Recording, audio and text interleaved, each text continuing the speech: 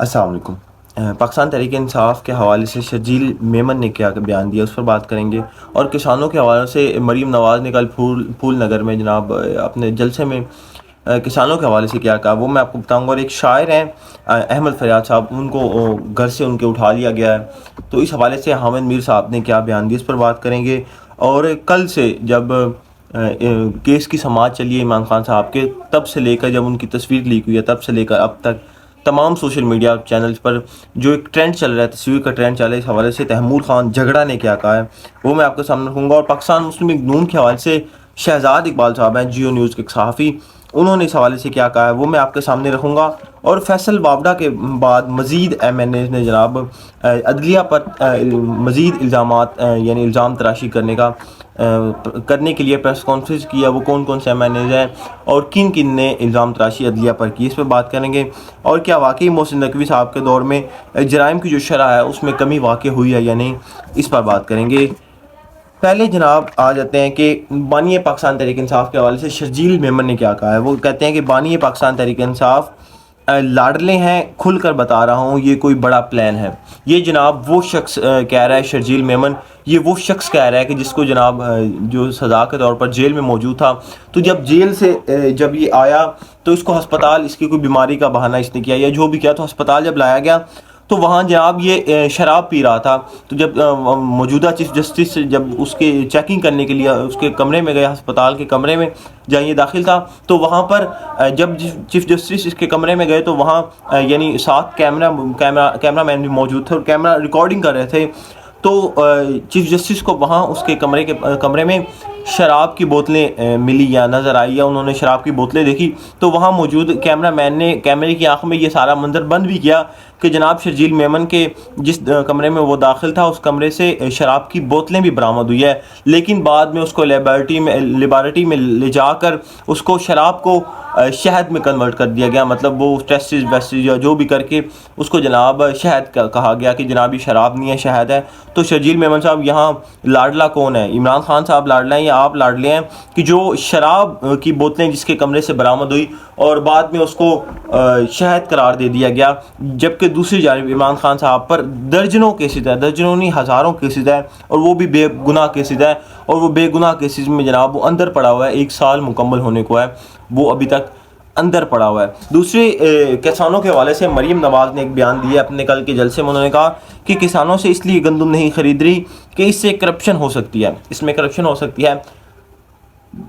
ये जनाब मरीम नवाज साहिबा ने अपना बयान दिया कल के जलसे में फूल नगर में। उन्होंने कहा कि किसानों से इसलिए गंदम नहीं खरीद रहे ताकि इससे करप्शन हो सकती है, इसमें करप्शन हो सकती है, हम इसलिए जनाब गंदम नहीं खरीद लें। तो मेरा मरीम नवाज साहिबा से एक मशवरा है कि जनाब आप इसलिए गंदम नहीं खरीद लें कि इस पर करप्शन हो रही है, तो जो बाकी भी मामलात हैं, जो अब बाकी भी ये फील्ड अस्पताल बना रही हैं या जो और भी प्रोजेक्ट्स हैं, क्या इसमें करप्शन नहीं हो रही है? क्या इसमें आप 100% कह सकते हैं कि जनाब ये जो मैं प्रोजेक्ट कर रही हूँ इसमें करप्शन नहीं हो रही? ये सरासर गलत है। जो भी आप प्रोजेक्ट कर रही हैं उसमें आप खुद भी करप्शन कर रहे हैं, आपसे निचले लोग भी करप्शन कर रहे हैं, सारे करप्शन कर रहे हैं आप समेत मिलके। गंदम के हवाले से अली मीन गंडापुर जो वज़ीर आला खैबर पख्तूनख्वा, गंदम के हवाले से उन्होंने एक बयान दिया। उन्होंने कहा कि मैं अपने सूबे के लिए पास्को से गंदम खरीदता हूँ। पिछले साल भी उन्होंने कहा कि मैंने पास्को से गंदम खरीदी है, लेकिन अब की बार मैं पास्को से गंदम नहीं खरीदूंगा। कि जो भी पंजाब के किसान जो गंदम देना चाहते हैं, खरीदना यानी बेचना चाहते हैं, वो मेरे गोदाम में आए, मैं उनसे गंदम खरीदूंगा। जो हुकूमत ने रेट दिया 3900 के रेट से ही मैं जनाब किसानों से गंदम खरीदूंगा। वो आए मेरे गोदाम पे, मोस्ट वेलकम आए और मुझे गंदम खरीदें, मैं पास्को से गंदम नहीं खरीदूंगा। अली मीन गंडापुर ने कहा मैंने तो गंदम खरीदनी है अपने सूबे के लिए, क्योंकि हमारे सूबे में गंदम की कमी है, तो लिहाजा मैं जो पास्को से गंदम खरीदता हूँ वो मैं गंदम नहीं खरीदूंगा, मैं इस बार पंजाब के किसानों से गंदम खरीदूंगा। ये उन्होंने एक बड़ा अच्छा फैसला किया है। उसके अलावा अहमद फरियाद साहब एक शायर हैं, उनकी एक गज़ल है, उनके चंद शायर मैं आपके सामने रखता चलूँ। ये अपनी मर्जी से सोचता है इसे उठा लो, उठाने वालों से कुछ जुदा है इसे उठा लो, वो बेअदब इससे पहले जिनको उठा लिया था, ये उनके बारे में पूछता है इसे उठा लो। उसे बताया भी था कि क्या बोलना है क्या नहीं, उसे बताया भी था कि क्या बोलना है क्या नहीं, मगर ये अपनी ही बोलता है इसे उठा लो। उसे कहा था जो हम दिखाएं बस इतना देखो, मगर ये मर्जी से देखता है इसे उठा लो। جناب یہ احمد فریاد صاحب کی ایک غزل ہے جو ان کے چند اشعار میں نے آپ کو سامنے رکھے ہیں. تو اس حوالے سے حامد میر صاحب نے ایک بیان دیا. انہوں نے کہا کہ ایک ڈالا آیا اور شاعر کو اٹھا کر لے گیا. کشمیری شاعر احمد فریاد دوسرے دن بھی بازیاب نہ ہو سکے. ان کی گمشدگی کا ایک معمہ بن گیا ہے. اسلام آباد پولیس نے بھی ان کی گرفتاری سے انکار کر دیا. یہ جناب حامد میر صاحب نے احمد فریاد صاحب کے حوالے سے کہا ہے کہ ان کو 2 دن ابھی تک ہو گئے ہیں گرفتاری کو. ایک ان کی گرفتاری ایک معمہ بن گئی ہے. دوسری جانب اسلام آباد پولیس ان کی گرفتاری سے انکار کر رہی ہے کہ جناب ہم نے نہیں پکڑا, ہم نے احمد فریاد صاحب کو نہیں پکڑا.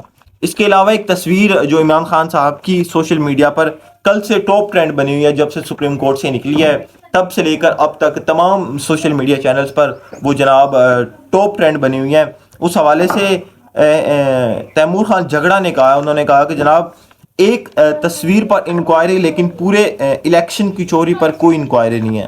یہ جناب تیمور خان جھگڑا نے کہا. انہوں نے کہا کہ پورا الیکشن ہی دھاندلی زدہ تھا, اس پر انہوں نے کوئی تحقیقات کرنے کے لیے کمیٹی نہیں بنائی. جو ماڈل ٹاؤن کا سانحہ ہوا اس حوالے سے بھی ان کو جلدی نہیں ہے, اس کے فیصلے کی بھی جلدی نہیں ہے. اس کے بعد بے نظیر بھٹو کے جو قاتل تھے وہ بھی تک نہیں پکڑے گئے.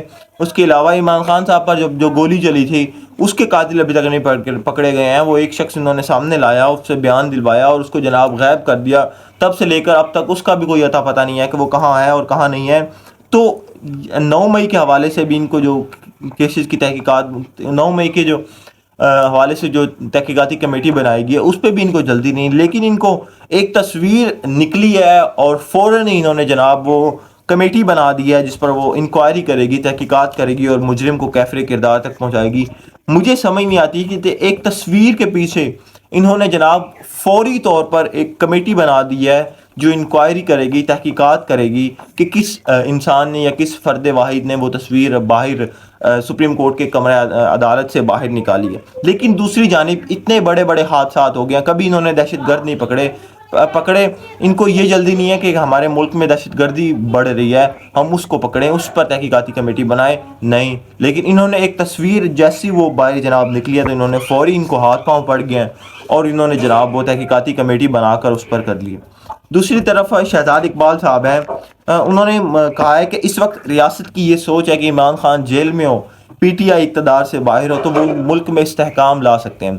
لیکن شہزاد اقبال نے کہا کہ ایسا بالکل بھی ناممکن ہے, ایسا کبھی بھی نہیں ہوگا. جب تک یہ سوچ نہیں بدلے گی تب تک کوئی ڈائلاگ یا بات چیت نہیں ہوگی. یہ جناب شہزاد اقبال صاحب نے کہا. انہوں نے کہا کہ اس وقت یہ جو ریاست ہے اس کی سوچ ہی صرف یہ ہے کہ ہم عمران خان صاحب کو جیل میں رکھیں, پی ٹی آئی کو اقتدار سے باہر نکالیں اور ہم ملک میں استحکام لائیں. لیکن اقبال صاحب شہزاد اقبال نے کہا ہے کہ یہ ملک میں استحکام تب تک نہیں آ سکتا جب تک عمران خان جیل سے باہر نہ آئے.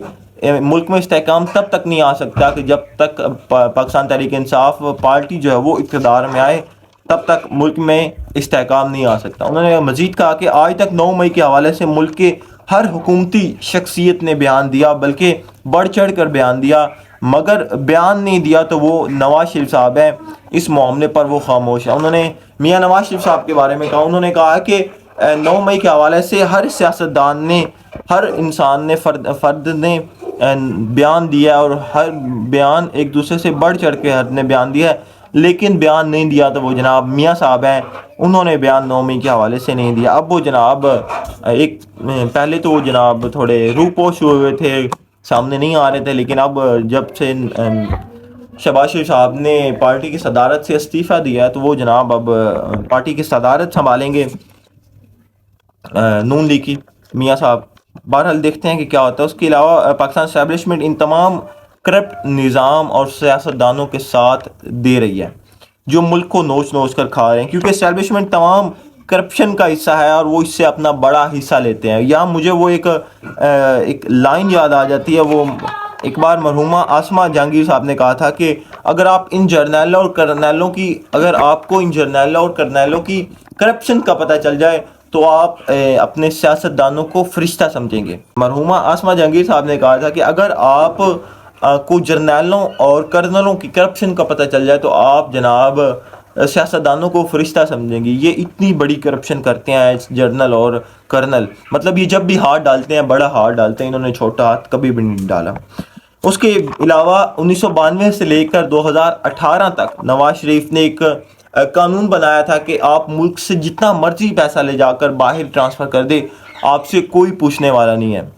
اس کے بعد 2018 میں عمران خان صاحب کی حکومت آئی اور اس نے یہ قانون ختم کیا کہ آپ ملک سے کوئی پیسہ آپ باہر نہیں لے جا سکتے۔ اگر آپ باہر لے جائیں گے تو آپ اس ملک کے مجرم ہوں گے، اس ملک کے جرمدار ہوں گے۔ تو یہ عمران خان صاحب کی حکومت نے ایک اچھا اقدام اٹھایا تھا۔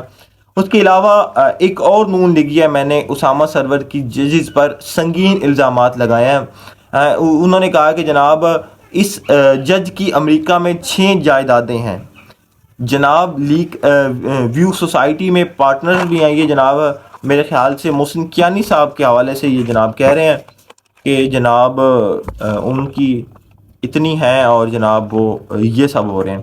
اس کے علاوہ جناب فیصل وابڑہ صاحب نے عدلیہ پر جو عدلیہ کے خلاف پریس کانفرنس کی ہے، اس کے بعد مصطفیٰ کمال صاحب نے کیا، اس کے بعد دانیال چودھری نے کیا، اور اب پیش خدمت ہے جناب اون چودھری۔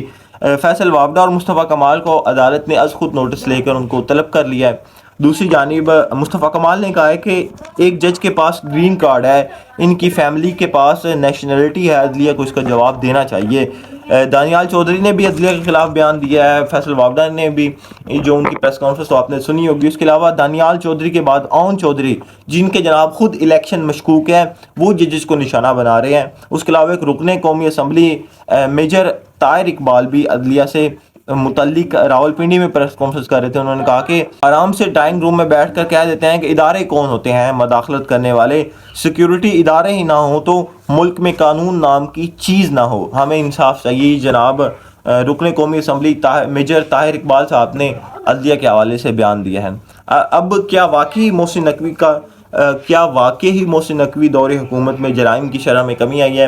اب ولاگ کا ٹائم کافی ہو گیا ہے، اس ٹاپک پر باقاعدہ ایک علیحدہ میں نیکسٹ ولاگ بناؤں گا کہ کیا واقعی محسن نقوی کے دور حکومت میں جرائم کی جو شرح ہے اس میں کمی واقع ہوئی ہے یا مزید بڑھے ہیں۔ یہ محسن نقوی کا کہنا ہے کہ جناب میرے دور حکومت میں جرائم کی جو شرح ہے اس میں کمی واقع ہوئی ہے، کیا واقعی کمی ہوئی ہے یا جرائم کی شرح میں اضافہ ہوگا؟ یہ میں نیکسٹ ولاگ اس کا سیپریٹ نیکسٹ ولاگ بناؤں گا۔ تب تک مجھے اجازت دیں، ملتے ہیں نیکسٹ ویڈیو میں، تب تک اللہ حافظ۔